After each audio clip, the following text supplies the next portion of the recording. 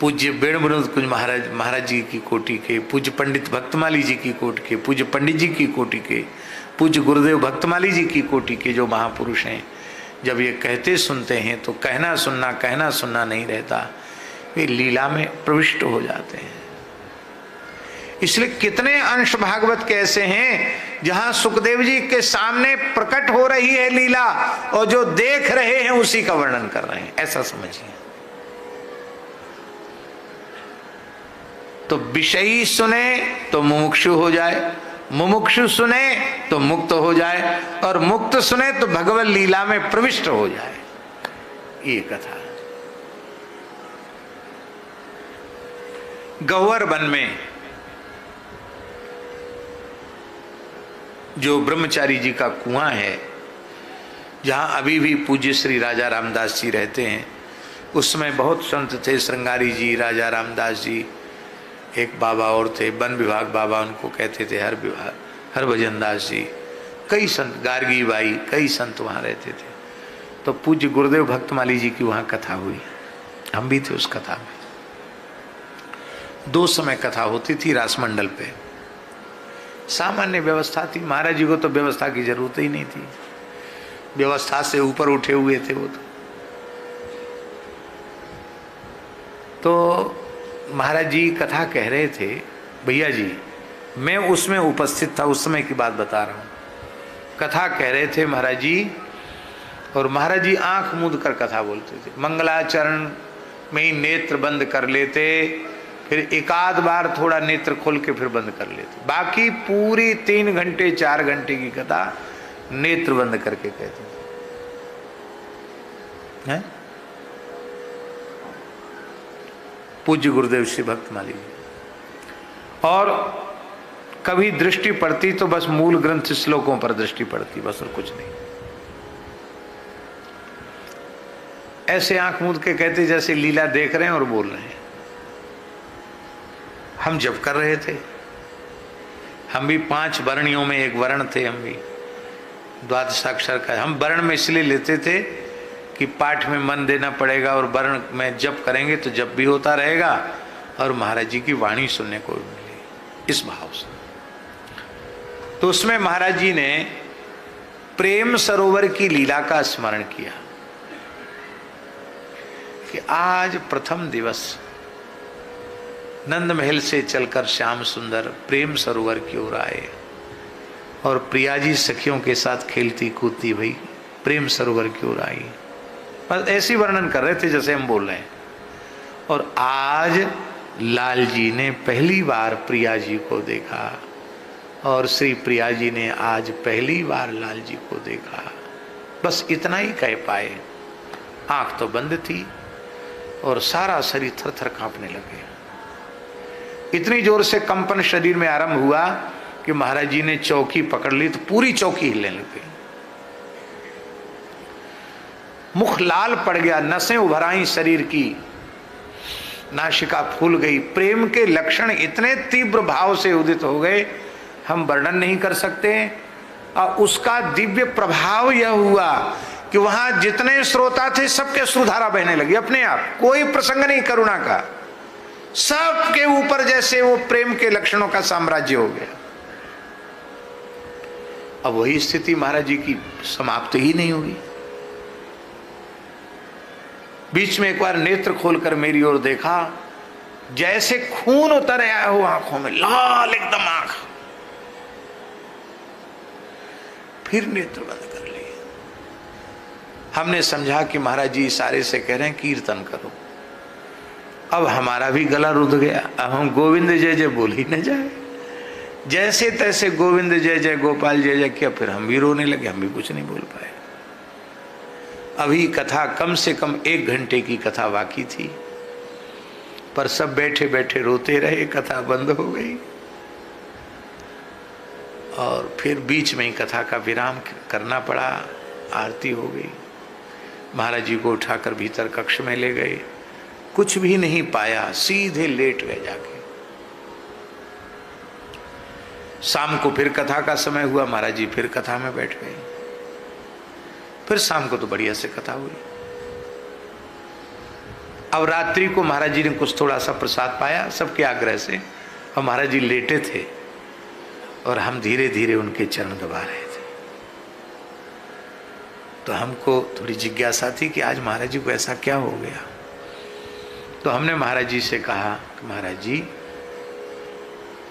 आज कथा कहते कहते आपको क्या हो गया। वो स्मरण दिलाते ही महाराज जी की फिर वही अवस्था हो गई।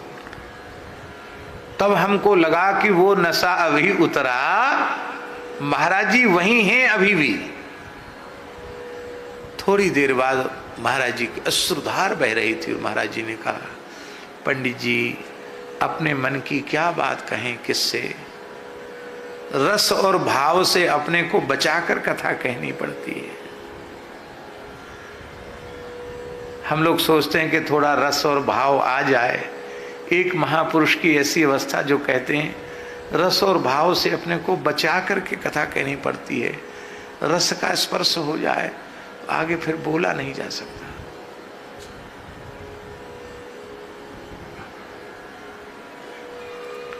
महापुरुष बैठे हैं,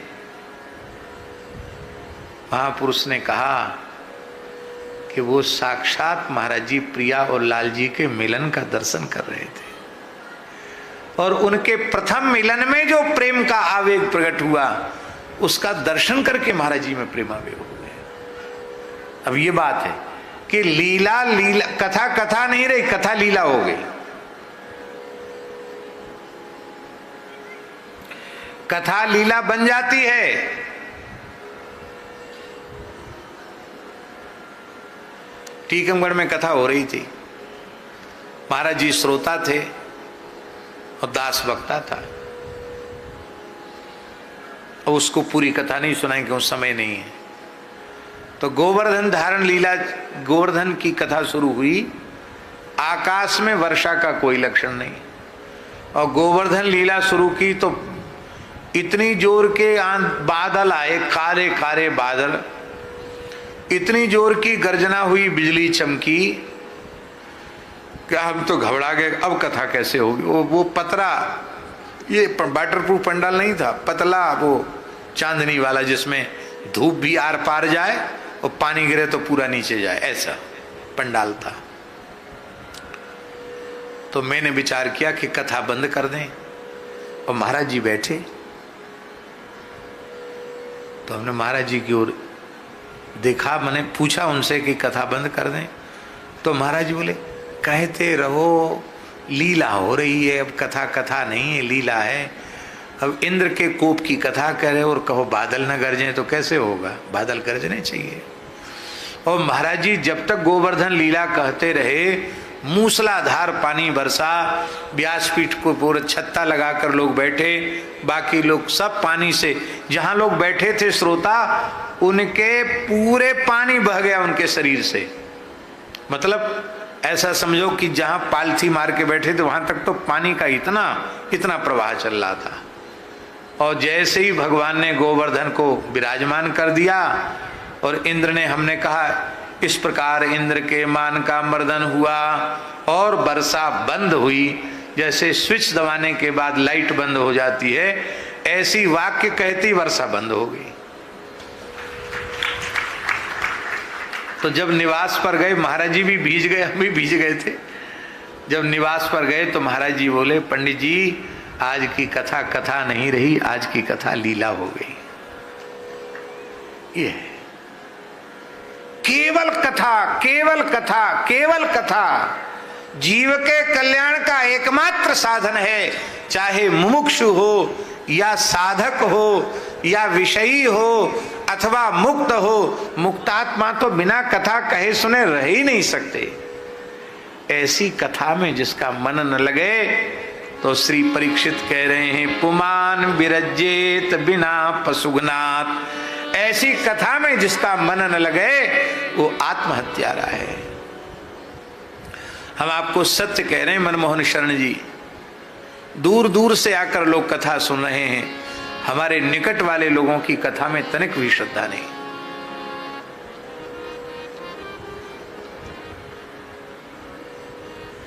उनको कथा सुनने में प्रेम नहीं है। जैसे जबरदस्ती बैलों को नमक दिया जाता है, ऐसे उनको हट करके कहो तो कथा सुने। पर आगे पश्चाताप करना पड़ेगा।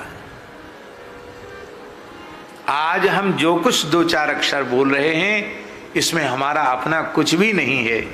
श्री सद्गुरु भगवान जब बोलते थे तो समाहित चित्त से आदि से अंत तक मैंने सुना, और उनकी सुई हुई बातों को भी पूरी याद भी नहीं है, उन्हीं को दोहरा करके हम अपनी वाणी को पवित्र कर लेते हैं। इसलिए और कोई साधन शिथिल हो तो हो, पर कथा सुनना क्या कहना। वक्ता बन गए पर कथा तो सुनते ही नहीं, हम खुद ही वक्ता हैं, कथा क्यों सुनेंगे। पर नारद जी से बड़ा वक्ता कोई होगा? सनकादिकों से कथा सुनते हैं। सनकादिकों से बड़ा वक्ता होगा? एक वक्ता 3 श्रोता बन जाते हैं। हनुमान जी से बड़ा वक्ता होगा कोई? हनुमान जी से बड़ा श्रोता कोई नहीं। भैया उत्तम वक्ता, शास्त्री जी, उत्तम वक्ता बनना है तो उत्तम श्रोता बनना पड़ेगा। हम कहते वक्ता बनो ही मत, श्रोता बन जाओ। इतना सुनो, इतना सुनो, इतना सुनो कि सुनते सुनते हृदय लबालब भर जाए भगवान नाम रूप गुण लीला से, इतना भरे कि अपने आप झरने लग जाए, तब आप वक्ता बनोगे, उत्तम कोटि के वक्ता बनोगे। आपका अपना कल्याण होगा, सारे जगत का कल्याण होगा। संत रैदास जी कह रहे हैं, कथा कहें अरु